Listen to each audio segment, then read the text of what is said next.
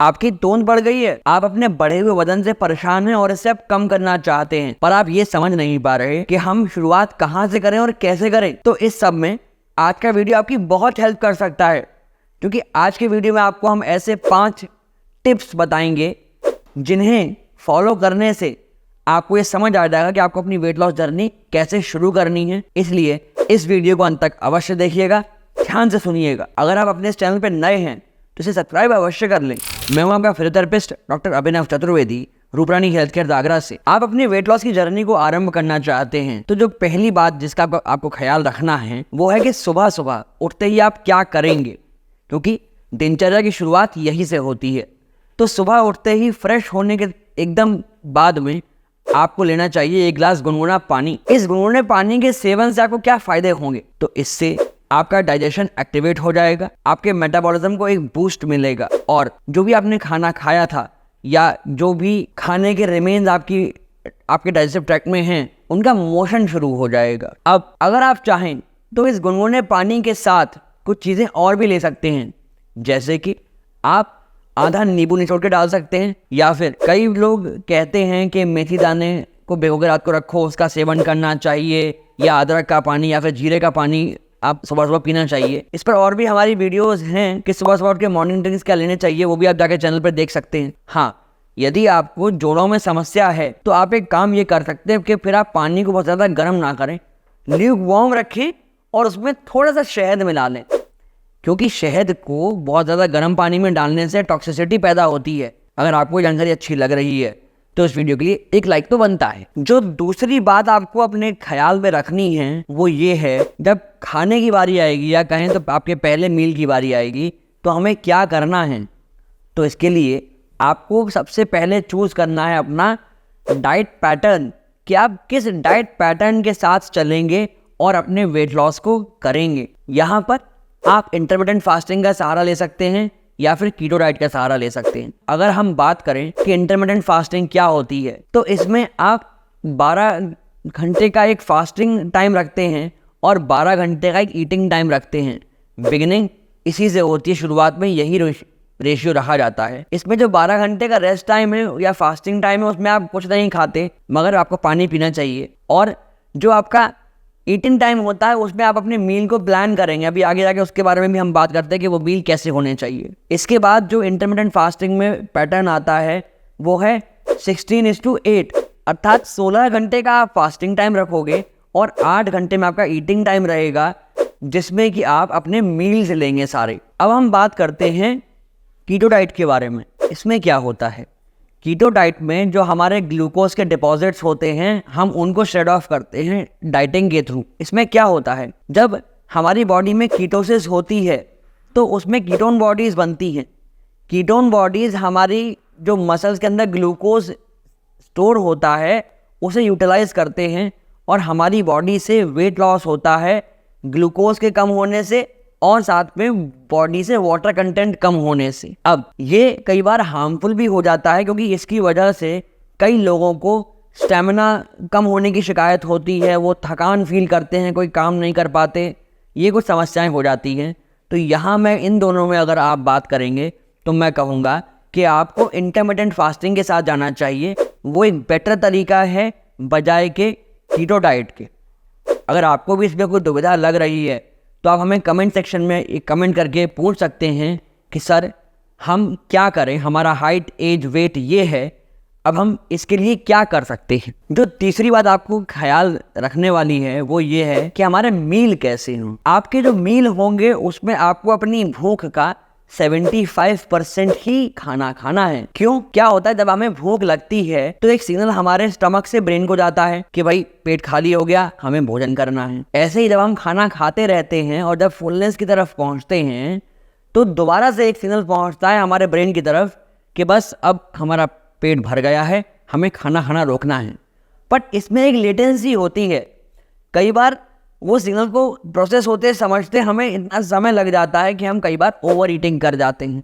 इसलिए हमें अपने हर मील में अपनी डोज का, अपनी डाइट का 75% ही भोजन करना चाहिए, चाहे वो ब्रेकफास्ट हो, वो लंच हो या डिनर हो। अब अगर हम ये समझें कि हमें अपना पहला मील सुबह का कैसा लेना चाहिए, तो वो हल्का होना चाहिए। क्योंकि जब आप लंबे फास्टिंग अंतराल के बाद सुबह उठ के कुछ खाएंगे तो आपको समस्याएं हो सकती हैं, आपको इंडाइजेशन हो सकता है, कॉन्स्टिपेशन की आपको शिकायत हो सकती है। इसलिए जो ब्रेकफास्ट वाला मील है वो लाइट लेना चाहिए। और एक बात का विशेष ध्यान रखिए, हमारे भोजन का जो डाइजेशन है वो हमारे मुंह से ही स्टार्ट हो जाता है। इसलिए भोजन जब भी करें तो उसको ढंग से चबा चबा कर खाएं, जिससे वो एक पेस्ट के फॉर्म में या लोदी के फॉर्म में बन जाए और आपको न्यूट्रिएंट्स यहीं से मिलना शुरू हो जाएं। और साथ में अपनी डाइट के अंदर शुगर और सॉल्ट की मात्रा को नियंत्रित रखिए। ये बहुत ज़रूरी है कि आपके भोजन में सॉल्ट और शुगर नियंत्रित रहे, ताकि आपको अन्य समस्याएं ना होने पाए, जैसे बीपी या डायबिटीज़ की समस्या है। अगर आप अभी भी किसी दुविधा में हैं तो आप हमें नीचे दिए गए नंबर्स पे कॉल कर सकते हैं और अपनी समस्या हमसे पूछ सकते हैं। अब अगर हम बात करें कि बढ़े हुए वजन से समस्याएं क्या हो सकती हैं, क्यों आपको अपना वजन नियंत्रण में रखना चाहिए, तो उसकी सबसे बड़ी वजह जो आपके पास है वो है आपका बढ़ता हुआ कोलेस्ट्रॉल। क्योंकि अगर आपकी बॉडी में बैड कोलेस्ट्रॉल बढ़ेगा तो वो आपकी आर्टरीज को ब्लॉक कर सकता है, आपको हार्ट अटैक आने के चांसेस बढ़ जाते हैं। और सबसे बड़ा नुकसान तो ये है आपकी बॉडी के लिए कि अगर आपका वेट बढ़ा रहेगा तो आपके जोड़ों पर एक्स्ट्रा प्रेशर पड़ेगा, वो घिस सकते हैं, आपको जोड़ों के दर्द हो सकते हैं, आपको चलने फिरने में तकलीफ हो सकती है, आपको सीढ़ी चढ़ने में तकलीफ हो सकती है। यहाँ तक कि इस वजह से आपको किसी भी काम को करने में ताकत ज़्यादा लगेगी, मेहनत ज़्यादा करनी पड़ेगी। इस वजह से आपके स्टेमिना पे फर्क पड़ सकता है, आपकी सांस फूल सकती है। अब इसके लिए कई बार लोग क्या करते हैं, उन्हें मालूम पड़ता है कि उनका वजन बढ़ा हुआ है, टोन बहुत बढ़ गई है, तो लोग क्रंच डाइट शुरू कर देते हैं, एकदम से भूखा रहना शुरू कर देते हैं। ये तो और भी गलत होता है, क्योंकि स्टारवेशन ज़्यादा खाने से ज़्यादा बुरी होती है। इसलिए आपको कभी भूखा नहीं रहना चाहिए, कोई मील स्किप नहीं करना चाहिए, क्योंकि जब आप भूखे रहेंगे तो आपकी बॉडी में से प्रोटीन डिप्लीट होगा। जब प्रोटीन का डिप्लीशन होगा तो आपकी बॉडी वीक होती चली जाएगी, आपको मसल्स में इंजरी हो सकती है, माइक्रो ट्रॉमा हो सकता है। इसलिए अपनी डाइट को मैनेज करें, सही संतुलित अनुपात में भोजन करें और सही समय पर भोजन करें। अगर आपको ये लगता है कि आप खाना सब कुछ ठीक खा रहे हैं पर बॉडी में इंडाइजेशन हो रहा है, टॉक्सिन्स डेवलप हो रहे हैं, तो अपनी बॉडी को आप डिटॉक्स कैसे करोगे?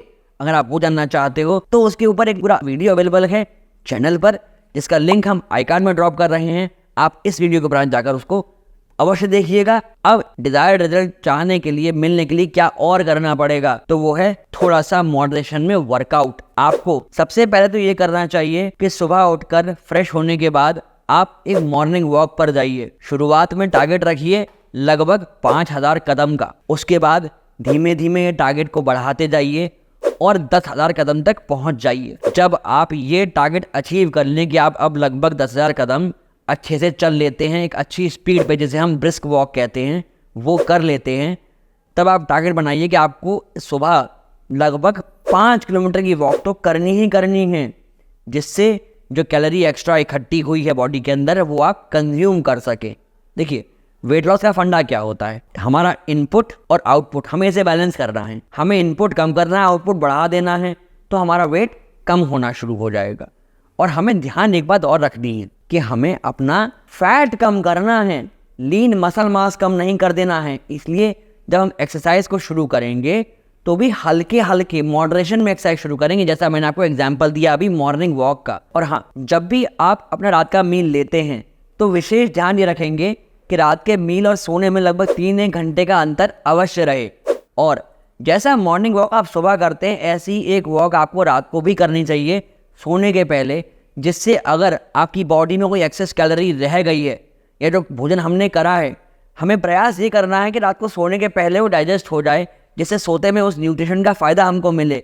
तो उसके लिए आपको इवनिंग वॉक भी करनी चाहिए। अगर आपको ये जानकारी अच्छी लग रही है तो इस जानकारी को हर व्यक्ति तक शेयर करिए, जिससे कि वो भी अपनी वेट लॉस की जर्नी या कहें कि फैट लॉस की जर्नी को आरंभ कर सकें और जो इच्छित रिजल्ट उन्हें चाहिए उन्हें मिल सके। जो आखिरी काम आपको ध्यान में रखना है करने के लिए अपना, वो है आपका लाइफस्टाइल मॉडिफिकेशन। आपको एक सेट टाइम टेबल बनाना चाहिए कि हम सुबह इतने बजे उठेंगे, इतने बजे हम अपना 1 गिलास गुनगुना पानी लेंगे, फिर हमारा ब्रेकफास्ट इतने समय पर होगा, हमारा ब्रेकफास्ट और लंच में इतना गैप रहना चाहिए, वो हम मेंटेन करेंगे।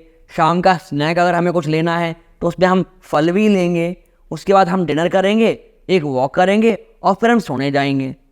इस सब को आपको चॉकआउट करना चाहिए, उसे प्लान को लिख कर रखना चाहिए और फॉलो करना चाहिए, जिससे कि आप कभी कोई गलती ना करें और ये पैटर्न आपके दिमाग में सेट हो जाए और आप इसे आराम से फॉलो कर सकें। क्योंकि जब तक आपके दिनचर्या में एक समय सारणी नहीं होगी, आप फैट लॉस तो क्या, आप कोई काम ठीक से नहीं कर सकते। इसलिए एक समय सारणी बनाइए, एक टाइम टेबल बनाइए और इस सब को मेंटेन करिए और अपनी लाइफ में एक्सरसाइज को भी जोड़िए, थोड़ा भोजन पे ध्यान दीजिए। अगर आप चाहते हैं कि ऐसी जानकारी आप तक और पहुंचती रहें तो अपने चैनल को सब्सक्राइब अवश्य कर लें, जिससे जब भी नया वीडियो पब्लिश हो तो आपको उसका नोटिफिकेशन तुरंत से मिल जाए। साथ में बेल आइकन को दबाना ना भूलिएगा, नहीं तो नोटिफिकेशन मिलने में कई बार मिस हो जाता है। अच्छा, आपको अपना वजन कम करना है या फैट कम करना है, तो उसके लिए क्या खाना हमें खाना चाहिए, क्या सेवन करना चाहिए, अगर आप वो जानना चाहते हैं तो राइट वाले वीडियो को जाकर देखिए, सारे फूड आइटम्स के बारे में आपको मालूम पड़ जाएगा। और अगर आपकी बॉडी में पेन हो रहा है यूरिक एसिड बढ़ने की वजह से, तो वो ठीक करने के लिए लेफ्ट वाले वीडियो को जाकर देखिए, आपकी समस्या का हल आपको अवश्य मिल जाएगा। धन्यवाद।